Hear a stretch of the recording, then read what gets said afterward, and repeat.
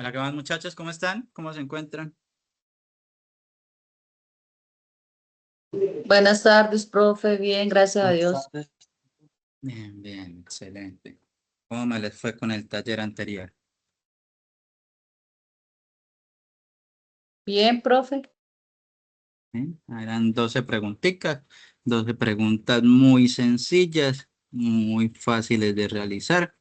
Yo creo que la totalidad del 100% lo realizaron, ¿no? Les acabo, vamos a compartir por acá pantalla un momento.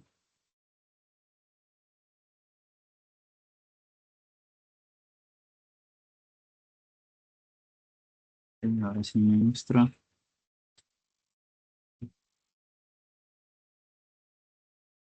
Como en cada uno de los encuentros de tutoría, les acabo de compartir el material de la tutoría número 4.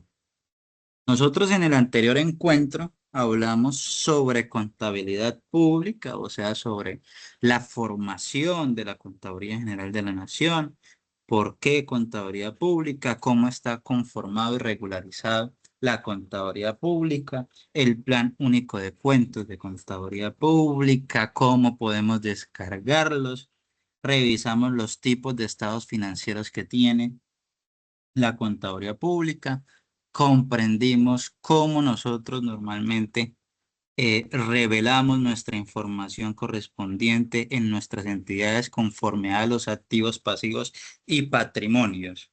Entonces ahí nosotros realizamos un taller muy sencillo donde nuestra idea era cómo pudiésemos ubicar cada uno de nuestros conceptos correspondientes y cuáles eran sus diferenciadores con las entidades privadas, ¿no? Las entidades comerciales del día a día. ¿En qué nos diferenciaba la contaduría pública de la contaduría en el sector privado? En esta fase vamos a hablar sobre las normas técnicas relativas a las cuentas de actividad financiera. ¿Cuáles son nuestras actividades financieras? Los correspondientes a ingresos, gastos, costos y cuentas de orden. Entonces ustedes inicialmente en la plataforma, ya les compartí, también se los envié en el grupo de WhatsApp, el link del video de la unidad 4, donde pues acá hablamos un poquito más introductorio en el video como tal.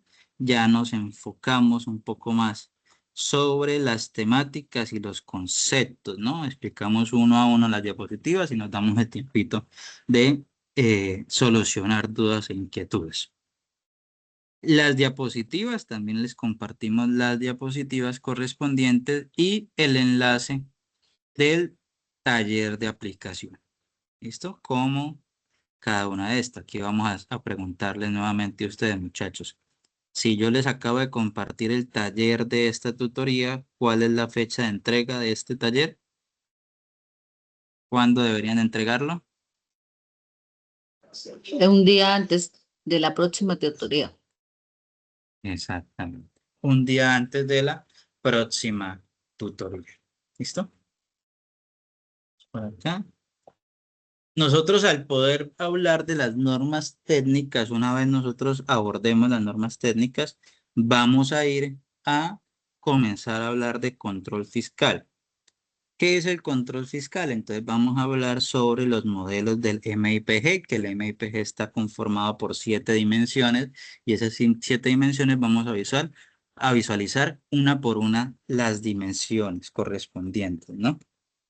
Entonces eso lo vamos a abordar en la siguiente unidad, unidad 5, unidad 4, que sería tutoría 5 y tutoría 6. La tutoría 7 va a ser socialización de las notas, los que han entregado a tiempo los talleres y verificación de los resultados de ese portafolio.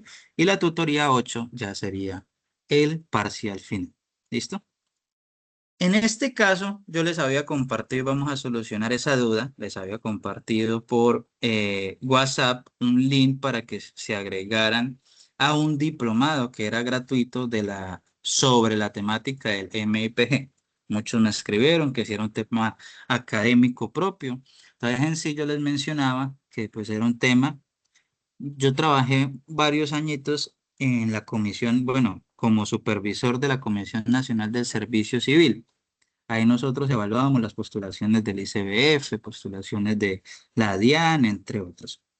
Entonces, uno de los indicadores de medición que genera puntajes son los cursos, que son cursos cortos, diplomados, que eso generan, se me van estos nombres, los cursos de formación. Estos cursos pues le sirven, digamos, al estudiante con 360 horas en total. Eso le corresponde normalmente en las convocatorias a 10 puntos, ¿no? Entonces estos diplomados gratuitos que da la SAT, como son instituciones avaladas, entonces son instituciones que sus diplomados, sus certificados son de 40 a 120 horas, ¿no? Entonces, en una convocatoria, en un futuro, ustedes cuando sean profesionales y comiencen a postularse, a dichas convocatorias, en esas convocatorias le dicen, si usted tiene unos cursos complementarios, era la palabra, cursos complementarios, anéxelos en esta área. Si usted tiene más de 360 horas, anexe los 360 horas y eso le va a valer 10 puntos para el resultado final. Si usted tiene menos, son 8, 6, 4 o 2 puntos. Entonces, ustedes estos diplomados se los comparto con la finalidad de que pues, ahí podían postularse, acceder, es un diplomado virtual, cumplen con los requisitos, los certifican y guardan el certificado, aparte del aprendizaje que es como el objetivo principal, profundizar el tema, pues ese certificado les puede servir para convocatorias públicas en las áreas correspondientes, ¿no? En las áreas que estén enfocados a temas de control. ¿Sí? Si en un futuro están en una convocatoria de dichas áreas, entonces es importante que estos cursos complementarios les sirven para todo ese tipo de convocatorias. En algunas convocatorias ya piden que usted cuente con diplomados de 120 horas en seguridad y salud en el trabajo o en áreas específicas. Entonces eso les puede servir, ¿vale?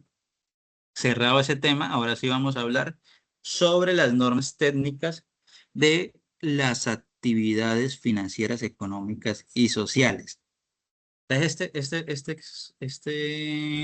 esta unidad o esta parte de la unidad me gusta porque lo podemos ir visualizando con algunos ejemplos prácticos.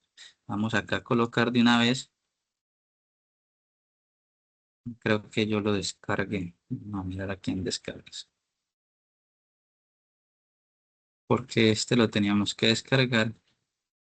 Miren aquí. Y estados.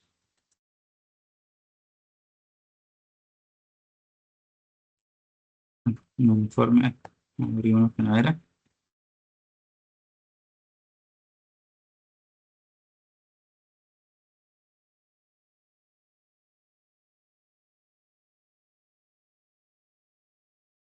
Miren acá.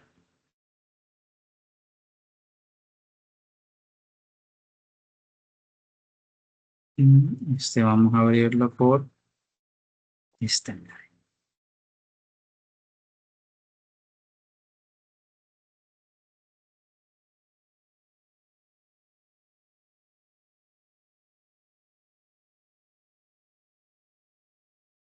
Y aquí. ¿Listo? Y ahora sí vamos a avanzar.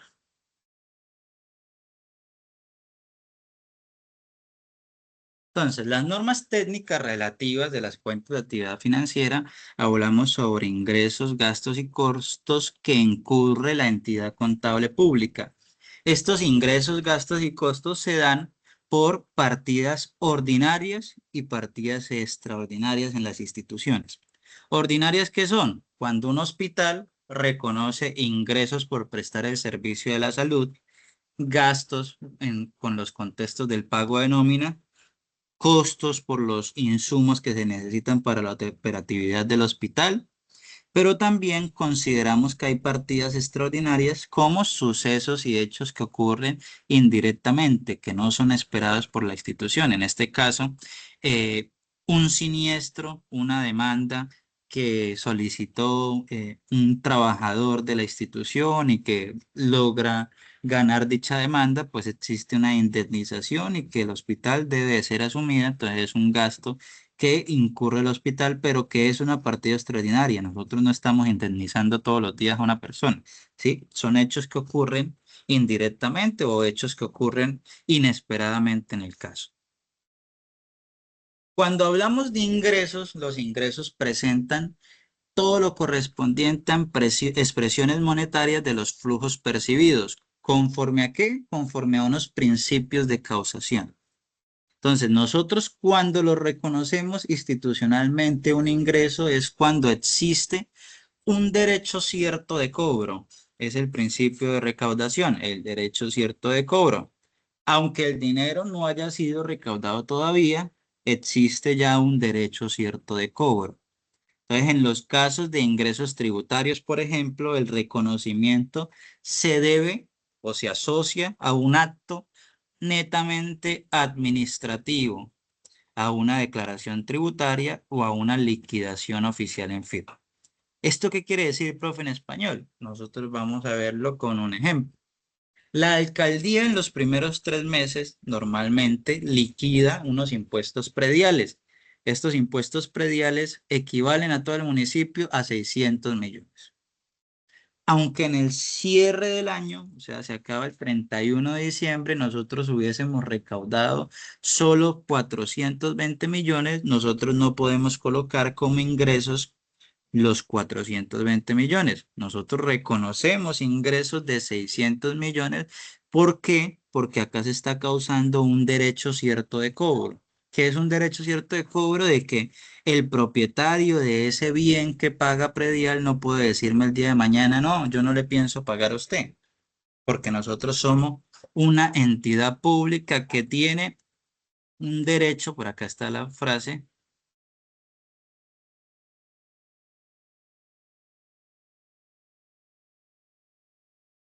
acá, porque se trata a una potestad tributaria del Estado. O sea, nosotros tenemos un hecho, un derecho cierto de cobro porque es potestad tributaria del Estado, del municipio como tal, liquidarle a usted el predial y usted su obligación institucional como propietario es generar el pago de dicha obligación.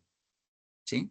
Entonces, inicialmente nosotros sabemos que en un ejemplo como una alcaldía que le queda un impuesto predial, nosotros reconocemos mediante el principio de causación que es todo lo liquidado se lleva como un ingreso. Pero en las instituciones públicas existen 6 tipos de ingresos. De unos ingresos, pues varían unos subgrupos. Por ejemplo, en ingresos fiscales nosotros tenemos dos líneas, los ingresos tributarios y los ingresos que no son tributarios. Vamos a ver ejemplos sobre estos.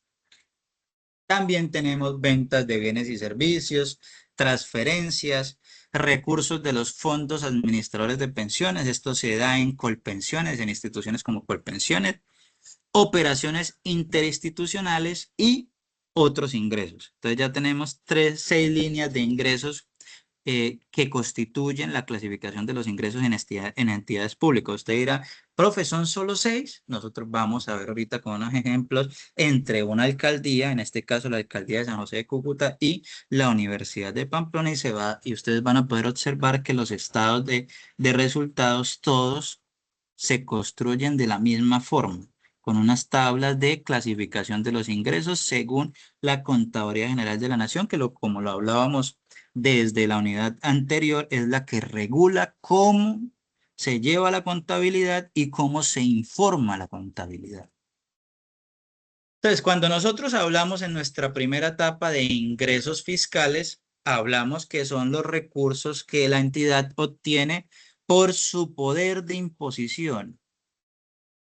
Esta palabra es muy importante con la finalidad de poder diferenciar cuáles son las entidades que tienen la capacidad de generar ingresos fiscales y cuáles entidades no tienen la capacidad de generar ingresos fiscales.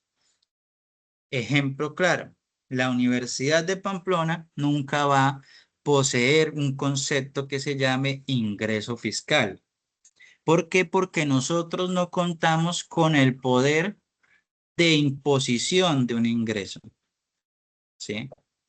¿Quiénes son los que tienen el poder de imposición de un ingreso? Los que construyen las normas. Entonces, ¿quiénes? La ley, que son el gobierno nacional, emite una ley y genera el Estatuto Tributario Nacional. Los diputados, la asamblea, o sea, la gobernación, generan ordenanzas y con una ordenanza se construye el Estatuto Tributario Departamental. Entonces, ustedes como contadores, ustedes ya saben que ustedes no solo necesitan conocer el Estatuto Tributario Nacional, sino que cuando ustedes lleven la contabilidad de sus instituciones, dependiendo de la magnitud que tiene la institución, usted ya debe comenzar a leerse el Estatuto Tributario Departamental. Y después de eso, ¿quién tiene el poder de imposición?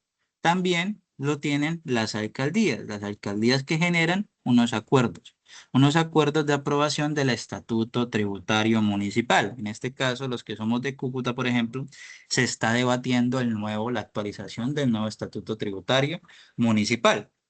Entonces, en el Estatuto Tributario Municipal, usted ahí va a encontrar todo lo correspondiente a predial, valorización, ICA.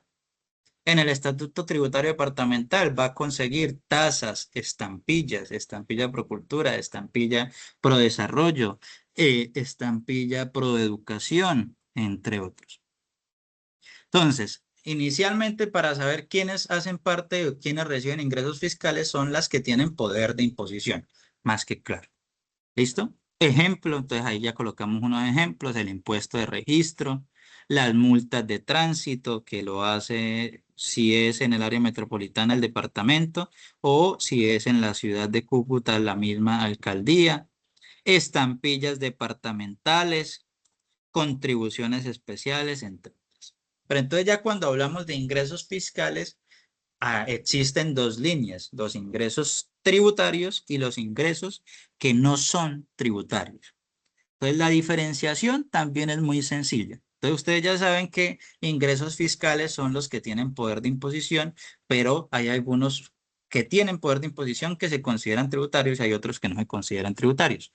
Los ingresos tributarios son por los diferentes impuestos sobre tasas que están en la ley, o sea, que hacen parte de los estatutos. Por ejemplo, el impuesto predial se liquida por el 1% de la propiedad.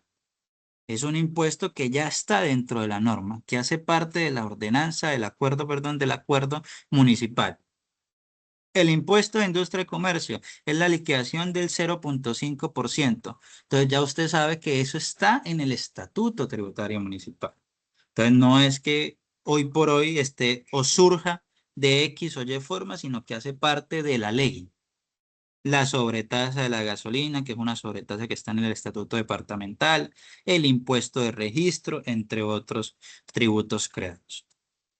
Pero ¿cuál es la diferencia entre los ingresos tributarios y los ingresos no tributarios? Es que los ingresos no tributarios comprenden recursos que recibe la entidad, que sí pueden estar en la ley, pero que no de manera informal, que no se recogen, digamos, de manera obligatoria a la normatividad, o sea, que se genera mensualmente, sino que, o que se genera anualmente un pago correspondiente del 1, del 2% correspondiente a ventas, etcétera, etcétera, sino que se dan por unos conceptos como, por ejemplo, multas, intereses, sanciones, estampillas. Cuando usted va a realizar, ejemplo, pide un certificado, le solicitan el pago de una estampilla. Entonces, ese reconocimiento contable depende del nacimiento del derecho del cobro. ¿Qué significa esto? Vamos acá a marcarlo, el nacimiento del derecho del cobro. Es que a diferencia de los ingresos tributarios, que son potestad tributaria del Estado, ¿sí? Los ingresos no tributarios solo se presentan cuando ocurre dicha situación. Ejemplo de esto, multas urbanísticas. Entonces aquí, bueno, en Cúcuta, digamos, no se da mucho. En Villa de Rosario, que tiene un poquito mejor organizado el tema, ellos tienen a control urbano. Entonces, control urbano es la entidad que regula el cumplimiento de las licencias de construcción. Entonces, al vecino de su cuadra fue y sacó una licencia diciendo que iba a hacer unas remodelaciones pequeñas y que iba a hacer un segundo piso. pero el vecino colocó esa licencia, publicó esa licencia que es amarillita, que lo pegan ahí en la entrada de las casas, y en vez de hacer un piso, hizo una severa mansión con siete pisos consecutivos, compró la casa de al lado, juntó los dos y ahora está vendiendo apartamentos sin licencia de construcción para un edificio. Entonces llega, se llama a la Secretaría de Gobierno, el secretario de Gobierno llegó y dijo, su licencia no cumple, hay una multa urbanística por el valor de 30 millones de pesos. Entonces aquí se da por el incumplimiento de la norma un nacimiento de derecho de cobro. O sea que a él, al él haber cumplido la normatividad, pues no hubiese existido una multa urbanística. En ingresos no tributarios se dan otros tipos de ingresos también que los vamos a explicar, digamos, en el video ustedes van a poder explicarlos. Todo esto es aporte de cotizaciones, rentas para fiscales, los fondos especiales, los abordamos en el video que es correspondiente a todo lo que tiene que ver con pensiones.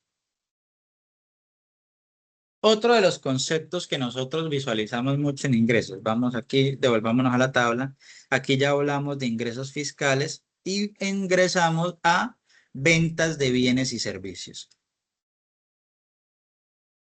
Pasamos por acá.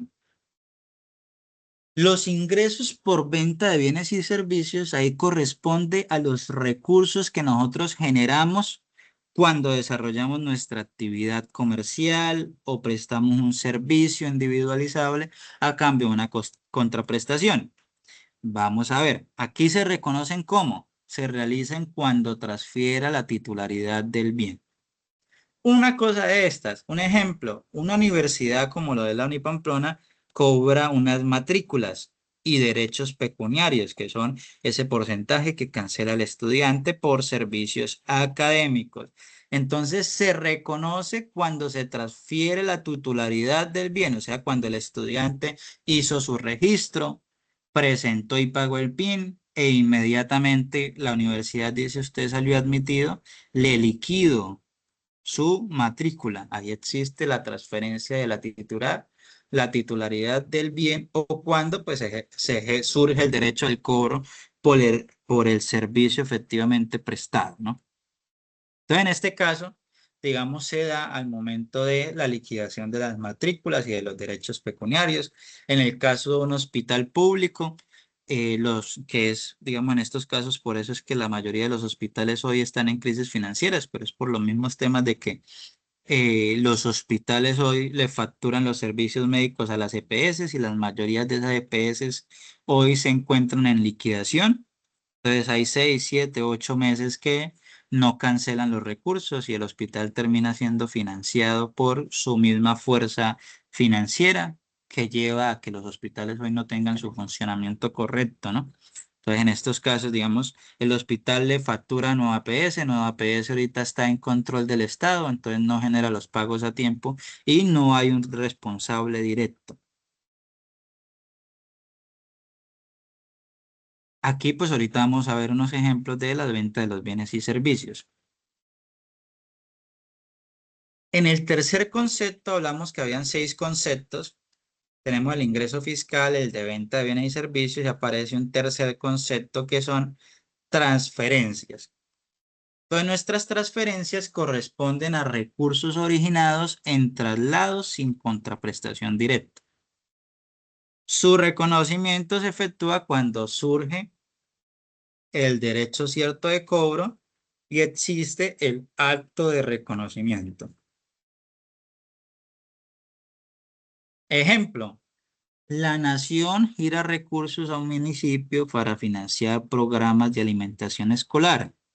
Para el municipio receptor, esos recursos se reconocen como transferencias. Por ejemplo, hoy ustedes ven alcaldes y concejales y diputados diciendo hemos logrado un aumento en el impacto de 70% de los jóvenes que están recibiendo el PAE, ¿sí? Pero financieramente el gobierno nacional es el que gira casi que el 70% de los recursos para el funcionamiento de los PAE en el país. Pero eso no lo dicen los alcaldes. Los alcaldes dicen que hay cumplimiento, pero pues no mencionan que el gobierno nacional es el que gira gran parte del recurso para el funcionamiento de esos programas de alimentación escolar que tienen los municipios.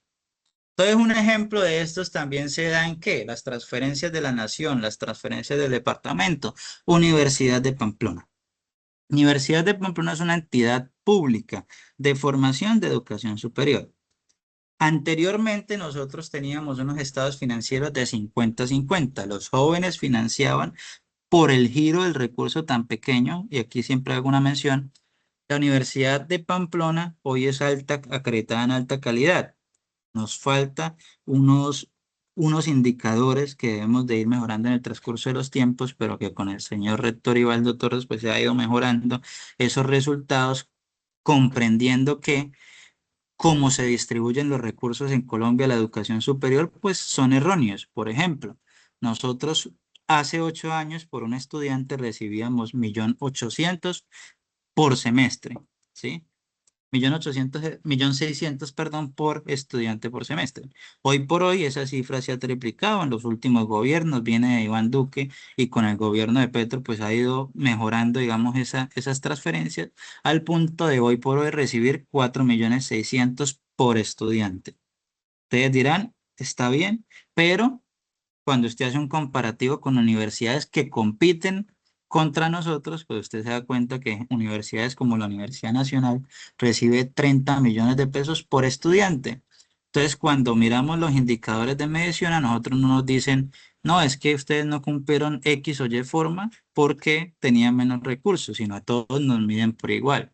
Entonces, es muy fácil a la Universidad Nacional decir que tiene mayores investigaciones, sí, tienen 15 veces más presupuesto que nuestras universidades, ¿no? Y aún así, nuestros indicadores cada vez han ido mejorando en el transcurso. Pero esto pasa por la ley de renta y la distribución, digamos, del presupuesto que se tiene en sus artículos. Pero es un debate que se da en la transferencia nacional. Entonces, ¿cómo se financian las universidades públicas? Por ejemplo, hoy por hoy, uno de los factores principales es la gratuidad de la educación, que nosotros recibimos del Estado gran parte del recurso para financiarse. Pero aparte de esto, como nosotros somos una entidad departamental, nosotros recibimos de la estampilla pro departamento un recurso, o sea, el departamento también inyecta un recurso para el funcionamiento de la universidad. Y hay una ley muy pequeña, que es un recurso muy pequeño, que ustedes lo van a ver en contabilidad. eh, Especial, en contabilidad especial, que yo les dicto con régimen tributario especial. Entonces, en el régimen tributario especial, ellos tributan por el 20%. Ese 20%, las utilidades, cuando sobran utilidades en las cooperativas, deben de ir distribuidas hacia la contribución del fortalecimiento de la educación. Entonces, eso representa para la universidad un 0,5% del presupuesto al año, del giro de los recursos de las cooperativas del país. Entonces, transferencias es lo que transfieren los estados para el funcionamiento de sus instituciones. Y aparece como últimos dos conceptos las operaciones interinstitucionales, o sea, aquí aparecen los convenios interadministrativos. Entonces, acá comprenden aportes y traspasos entre entidades públicas.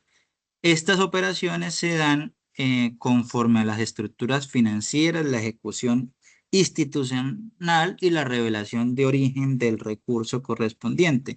¿Por qué varía el reconocimiento de cada operación interinstitucional o convenio interadministrativo?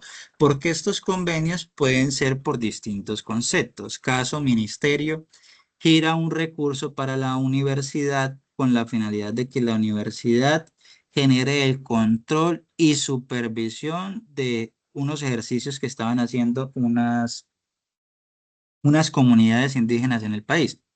Entonces, el Estado giró el recurso para que la universidad se encargara de supervisar el cumplimiento de esto y de lograr el giro del recurso adecuado para cada una de estas comunidades. Entonces, el 95%, a excepción de los gastos administrativos, el restante sale de la universidad, o sea, ingresa, pero de esa misma manera el 95% de esos ingresos pues deben de ser nuevamente girados, asumidos como un costo operativo.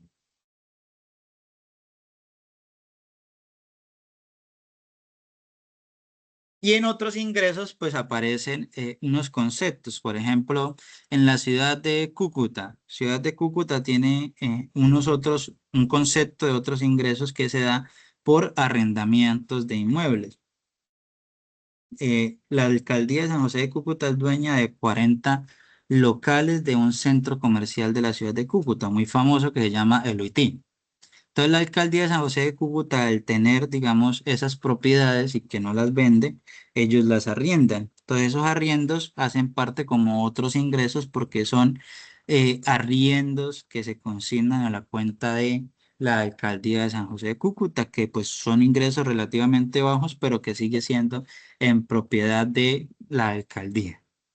Rendimientos financieros, cuando usted genera unas utilidades correspondientes, eh, y estas deben de ser saneadas o deben de ser unas obligaciones pagadas en 5 meses. Usted tiene que pagar en 5 meses X o Y obligación. Entonces hay instituciones públicas que realizan un CDT por 6 meses con una entidad bancaria, y a los 6 meses pues retiran ese dinero y generan unos rendimientos financieros. Entonces esos rendimientos financieros pues se contabilizan como otros ingresos. Y con eso nosotros tenemos el cumplimiento de la tabla de los 6 tipos de ingresos correspondientes. Pero, profe, ¿nosotros cómo miramos si esto es cierto? Entonces, vámonos a los ejemplos correspondientes. Vamos primero inicialmente por la alcaldía de San José de Cúcuta y después miramos ingresos fiscales. La gráfica del profe, ingresos fiscales. Primer punto. Alcaldía de San José de Cúcuta en su informe del 2024. Ingresos fiscales. Aquí es importante, los estados, como todas las entidades públicas, están dispuestas para la realización del control fiscal. O sea, básicamente ustedes como estudiantes, ciudadanos de cada uno de sus municipios, ustedes tienen garantía de solicitar la información. Pero también es una obligación de la misma Contaduría General de la Nación, es que el acceso a los estados financieros sean públicos. Por eso hoy en día, en la mañana, por ejemplo, utilice la misma de la mañana, pero hoy en día usted puede colocar estados financieros de cualquier entidad de la Gobernación Norte de Santander y le debe de salir la lectura de los estados financieros de cualquier entidad. En este caso, ejemplo, el del 2025 la publicaron en marzo de 2026. Entonces usted ya puede acceder a cada una de esos estados financieros. ¿Ok? Estado de resultado individual, estado de situación financiera. Entonces es importante, digamos, que ustedes tengan claridad de que el acceso a los estados financieros pues es público, de cualquier entidad pública que ustedes quieran visualizar. Y cuando ustedes abran esos estados financieros se van a dar cuenta de lo que el profe les explicaba. Entonces, que hoy por hoy esa tablita que el profe está dando de teoría es con la que se conforman y se presentan los estados financieros y los estados de resultado.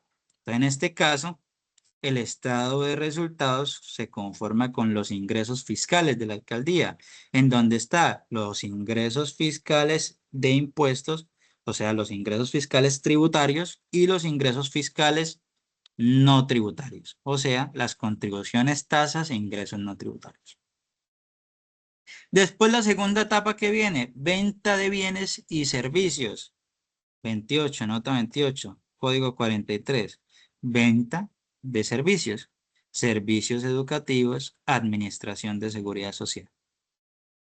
¿Qué sigue después? Entonces les mencionaba que viene, digamos, en la tercera fase, transferencias. Entonces, en este caso, las transferencias se dan por general de participaciones, regalías, o sea, en este año presentaron unos proyectos y bajaron presupuesto de regalías, sistema de seguridad social en salud y otro tipo de transferencias. Pueden ser nacionales o departamentales. Después el profe nos decía, en el cuarto bloque esto aplica para instituciones de pensiones, entonces esta no la vamos a ver. Sigue la quinta fase, que son operaciones interinstitucionales. Y aquí en el informe usted puede observar operaciones interinstitucionales, o sea, fondos recibidos, o sea, en este año, en el 2024, no se recibió ningún ingreso, en el 2023, 8.500 millones. Y en otros ingresos aparece el último concepto, otros ingresos financieros, ingresos diversos, reversiones y reversión de las provisiones. ¿Vale? Entonces quiere decir que así como en los ingresos, ustedes van a poder visualizar los gastos. Estaremos mencionando que, ejemplo, en los gastos están de administración, operativos, estimados, sociales, de inversión social, de transferencias y de operaciones interinstitucionales y otros gastos. Y cuando hablemos de costos, vamos a hablar de costo de ventas, costos operativos y costos de producción. Son los tres tipos de costos. Y esos se conforman a los estados financieros. Usted puede observarlos en los estados de resultados en la práctica. Entonces, usted ya cuando usted lea el estado de resultados, usted ya va a conocer por qué aparece un ingreso operacional de servicios educativos. ¿Qué quiere decir eso, profe? Nos vamos a la tablita y ya sabe que existe venta de bienes y servicios. Entonces acá estamos planteando que es un servicio educativo. Entonces ya podemos ir chuleando que este aparece. ¿Por qué no aparecen ingresos fiscales, profe? Ya se los expliqué porque nosotros no podemos obligar a unas instituciones al pago de una carga impositiva porque nosotros no somos alcaldía, gobernación ni nación. Devoluciones y descuentos. Acá, servicios conexos a la educación. Entonces, como la Contaduría General le dice que usted puede llamarle como quiera, pero siempre tiene que tener claridad de correspondiente a cuál es el tipo de ingreso que usted está informando. Entonces, por eso la universidad acá le coloca en paréntesis convenios. Convenios. ¿Por qué? Porque acá me está diciendo que existe operaciones interinstitucionales, servicios conexos a la educación, en este caso, cero. Transferencias, transferencia. Entonces ya nosotros vamos chuleando las transferencias. Entonces ya hemos visto venta de bienes, transferencias y operaciones institucionales. Y abajo nos aparece otros servicios, o sea, otros ingresos.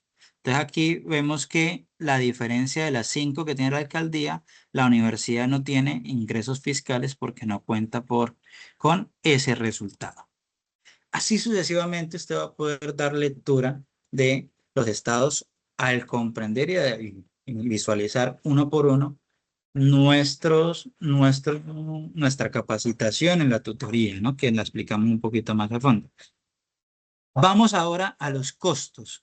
Ya por el tiempo vamos a avanzar directamente con los ejemplos. En los costos, vámonos aquí en los costos y en los gastos. Yo explico, digamos, uno por uno cada una de las cosas. Ejemplo, costos de venta, operación y producción. Recuerden que los costos existen tres tipos, cuando son costos de venta, cuando son costos de operación y cuando son costos de producción. En el caso de la universidad, como este es el resumen, si ustedes ven las notas, pues pueden revisar cada uno detallado que hace parte de esos costos. En este caso, la alcaldía, administración y operación, mire, sueldos, salarios, contribuciones, prestaciones sociales, gastos de personal, costos de venta, deterioros, transferencia. Entonces, ahorita vamos a utilizar este ejemplo para que veamos algunas diferencias que normalmente se dan. Entonces, en los servicios educativos, ¿por qué nosotros llevamos en costos de servicios educativos y abajo en gastos operacionales también nuestros sueldos? Entonces, correspondiente a costos de producción y operatividad, nosotros llevamos aquí el pago de la nómina de los docentes, por ejemplo. ¿Por qué? Porque en los docentes hacen parte los servicios educativos, ¿no?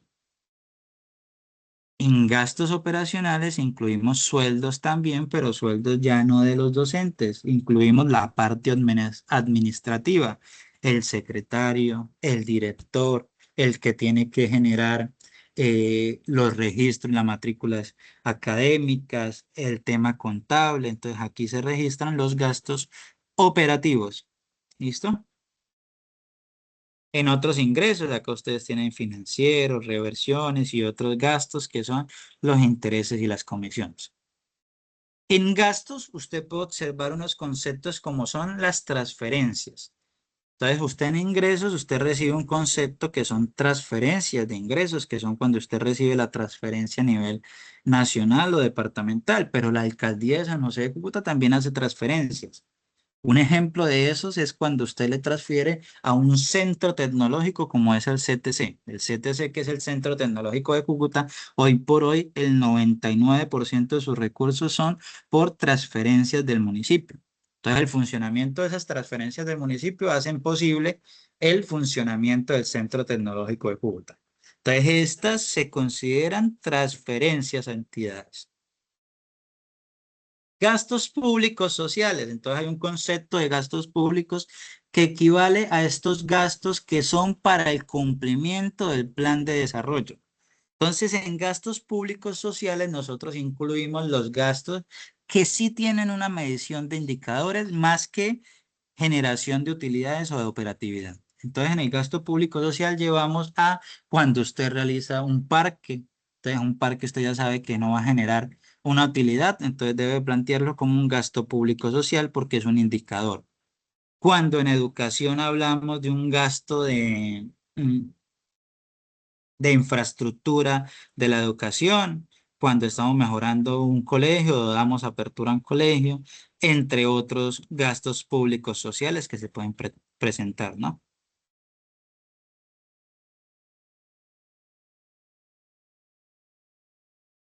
Quería mirar si aquí lo tenían explicado un poquito más. Vamos a ver la nota 29. Creo que aquí no tienen las notas.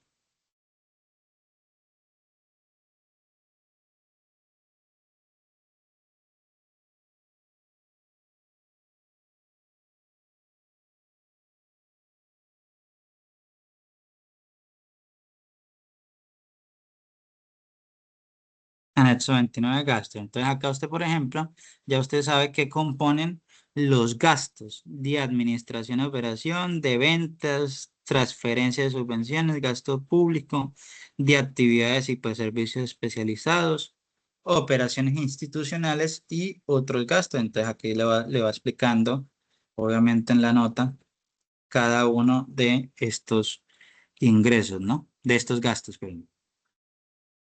Pero, profe, ¿cómo podemos? Usted nos está mostrando un taller. El taller hace parte de tres fases. Entonces vamos a explicar las tres fases. Ya con esto cerramos. Ustedes van a visualizar el video donde vamos a hacer unos comentarios un poco más técnicos de cada uno de los costos y los gastos y vamos a resolver el taller de la tutoría número 4. Ese taller está dividido en tres partes. El primero con 6 preguntas. Déjenme aquí, creo que no las enumeré. Este es ese curso que me faltaba organizarlo. Pensé que era el de la otra semana. Entonces acá hay 6 ejercicios. ¿Qué nos dice el ejercicio? Responde las siguientes preguntas con sus propias palabras, pero usando un lenguaje técnico. ¿Qué son las cuentas de actividad financiera, económico, social y ambiental?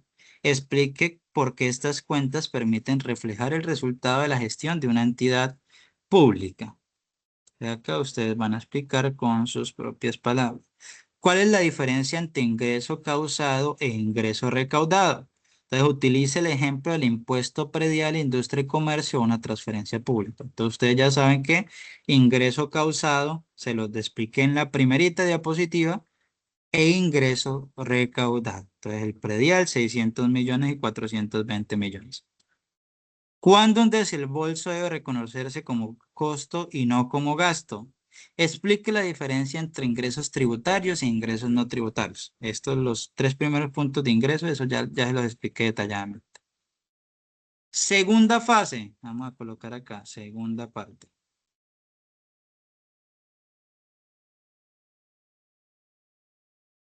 Una entidad pública, instituto municipal, ejecutó durante el periodo contable las siguientes operaciones, analice cada operación y clasifique según corresponda. ¿Listo? Entonces, según corresponda. Aquí ustedes tienen un link de un Word para descargar. Y aquí mismo ustedes pueden cargar el archivo. Les coloqué para que puedan subir hasta 5 archivos de un tamaño máximo de 100 megas. O sea, básicamente el documento pesa como 2 megas. Es casi imposible que no lo puedan cargar. Entonces aquí nos dice en el ejercicio, en el Word que ustedes van a descargar, operaciones realizadas, impuesto predial. El municipio liquidó impuesto predial por valor de 600 millones. Al cierre del periodo solo se habían recaudado 420. Entonces nos dice que genere el hecho económico, que genere la clasificación contable. Entonces ustedes saben que el impuesto predial liquidado es un ingreso. El tipo específico, entonces si es un ingreso tributario, si es un ingreso no tributario, que si es un gasto operativo, si es un costo de venta, entre otros. El valor por el que se debe reconocer, entonces ya ejemplo por esto, ustedes ya saben que 420 estaba mal. Se reconoce por el valor que fue causado, los 600 millones. Se reconoce por el derecho cierto del cobro, no solo por el recaudo. Soporte requerido. Entonces, para nosotros poder tener claridad sobre ese derecho cierto de cobro es cuando se genera un acto administrativo de liquidación oficial, o sea, cuando ya está cargado en la plataforma la liquidación de la factura de ese predial. Entonces, esto debemos hacer con cada uno de los procesos. Multas urbanísticas es un ingreso, pero es un ingreso no tributario. 30 millones se reconoce cuando el acto administrativo queda en firme. Tercer ejercicio, arrendamiento de locales. La entidad recibió 18 millones por concepto de arrendamiento de locales comerciales de propiedad municipal. Entonces, ustedes ya saben qué es un ingreso, puede considerarse otros ingresos por el valor de 18 millones. Acá se podría considerar, bueno, otros ingresos, ingresos no tributarios, pero digamos, es mejor queda, o normalmente contablemente yo lo plasmaría en otros ingresos, ¿sí? Se reconoce, entonces acá usted ya conoce cómo se reconoce y la resolución, el soporte requerido, o sea, la liquidación de la factura o el contrato, ¿no? Y así sucesivamente usted va generando las transferencias nacionales del PAE. Entonces usted ya sabe qué es ingreso, qué es transferencia, sucesivamente. Ahí ustedes siguen ya llenando cada una de estas. Vamos a eliminarles estas para que el que no asistió a la tutoría no sepa que resolvimos la mitad de otras dos. ¿Listo? Y cerramos con una tercera parte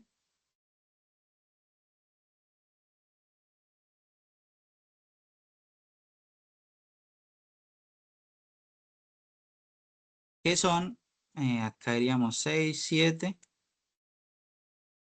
8 sería este. Para las siguientes operaciones indique mínimo 3 documentos soportes, sea para la compra de equipos de oficina, cuáles son los soportes correspondientes. Entonces usted ya comienza a responder, como no me deja con factura electrónica, ¿qué otro soporte puede considerarse como soporte para la compra de equipos de oficina? Y así sucesivamente. ¿Listo? ¿Alguna duda hasta ahí, muchachos? Mientras yo voy acá corrigiendo.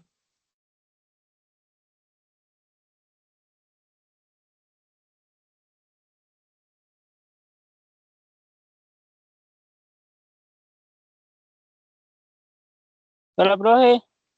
La pregunta, Sí. el segundo trabajo pues yo lo realicé, pero no sé si me quedaría porque era que usted había dicho que una pregunta que faltaba, algo así, pero yo no lo pude volver a realizar de nuevo.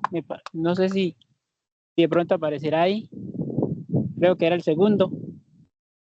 Que una pregunta no parecía. Sí, mira, sí, que es la que usted lo había vuelto a enviar, que lo había vuelto a enviar, el Ah, formulario. no, no, pero la persona que lo presentó antes, pues tiene... Sí, yo ya lo había presentado, pero entonces no lo volví a hacer porque no me dejó abrir.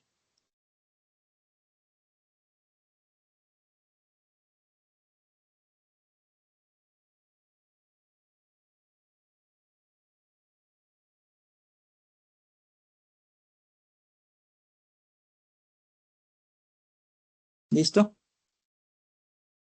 Profe, ¿Alguna duda más, muchachos? una pregunta. Dígame Usted ya. dice que la actividad consta de 3 fases, ¿cierto? La primera, pues, es realizar el taller y responder con nuestras propias palabras, ¿cierto? La segunda vendría Sí. siendo el Word que El nos arroja, documento.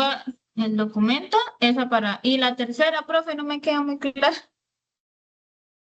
Dice parte 3, para las siguientes operaciones indique mínimo 3 documentos soporte. ¿Cuáles son Ah, los donde. documentos soportes? ¿Sí? Entonces son las últimas preguntas. Después de subir el call aparecen otras 4 preguntas muy fáciles también de realizar. ¿Listo? Ah, listo, listo. Gracias. Vale, muchachos, si no hay ninguna otra duda, damos por terminado el día de hoy la tutoría. Muchísimas gracias por acompañarme, que me les vaya muy bien en las siguientes tutorías y nos vemos el 9 de mayo. Gracias, profe. Buena tarde.